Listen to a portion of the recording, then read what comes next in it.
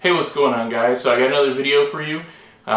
This is going to be kind of an interesting video.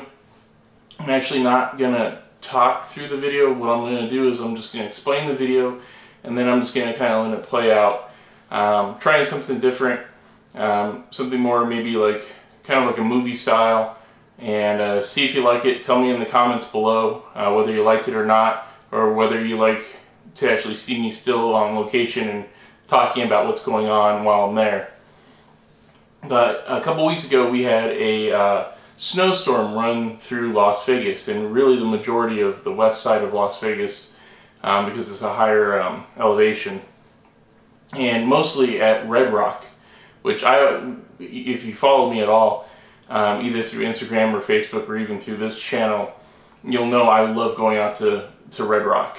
And so I was actually able to go out there, got caught in a snowstorm on the first day, wasn't able to come back the second day, so I couldn't get those blanketed shots of snow, kind of like what I was really hoping for. Although I did get some while I was inside the loop, so that kind of made up for it. But I was able to go out 2 days later, and there's still plenty of snow on the mountains. Like I said, I got some snow on the ground with the snow on the mountains, some of those photos, which that's all in the video too.